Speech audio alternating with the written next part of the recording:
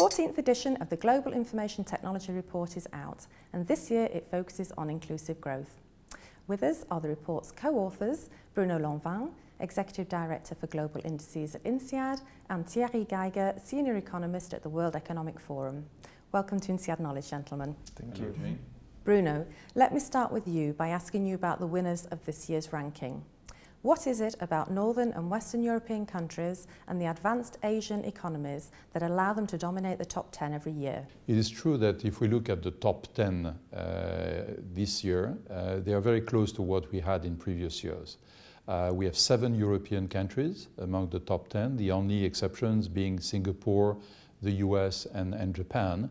These changing, however, are significant. Singapore is number 1, replacing Finland.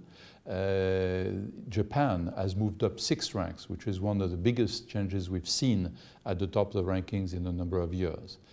A main reason why these countries stay at the top can be found in their education tradition. Clearly, they produce the human capital that is needed to take advantage of digital innovation. And what we see is that it's not just in ICT education, it's also in basic education that they make a difference. Thierry, let me turn to you and ask you to explain in a little bit more detail why the advanced economies see the greatest impact from the information and communication technologies. Advanced economies tend to do better in our rankings. It's not so surprising given the fact that the very capacity to leverage ICTs depends on a multitude of factors that are also important for development in general. Take education, for example. Education is critical to make the most of ICTs, but it's also important for development. Intellectual property protection is also critical to create a conducive digital ecosystem where innovation can flourish, but it's also very important for development in general. This is why we see richer countries do better in our rankings. In the past, your report has highlighted the digital divide that exists between high and low income countries. Have there been any signs that this divide has been reduced? The latest result of the Network Readiness Index suggests that the digital divide is not being bridged. In fact, the top 10% of countries in our rankings have improved twice as fast as the bottom 10% of countries.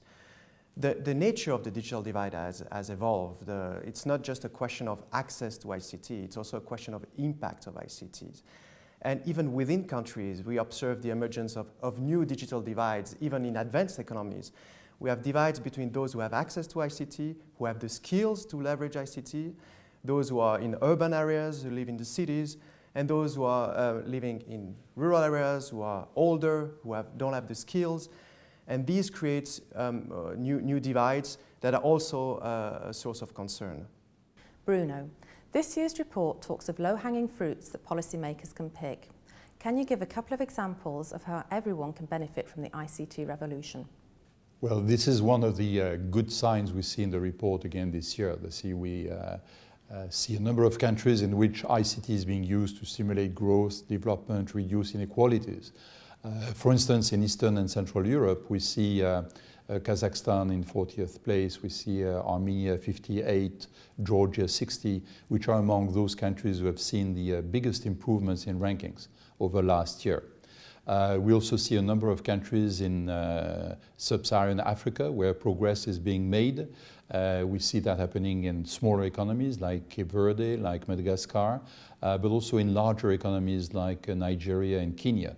So there are indeed a number of instruments that governments can use, including a mix between government intervention, deregulation, relying on market forces, which show that they can be efficient in all kinds of environment.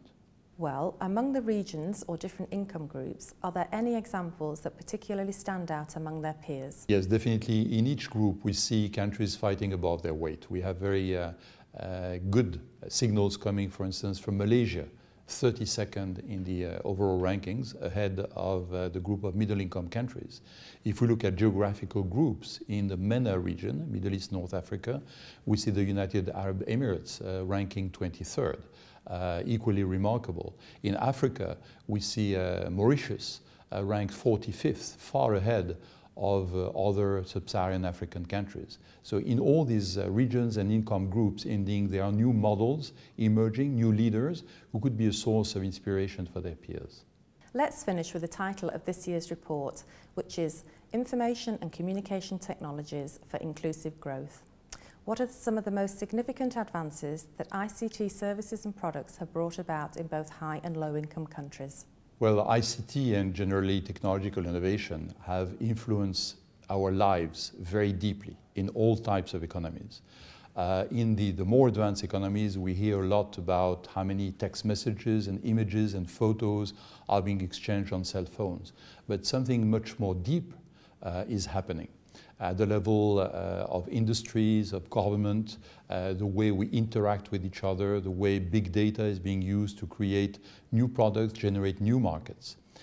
In developing countries, in emerging economies, it's even more fundamental because ICT plays a significant role in reducing inequalities, in taking people out of poverty, in creating jobs.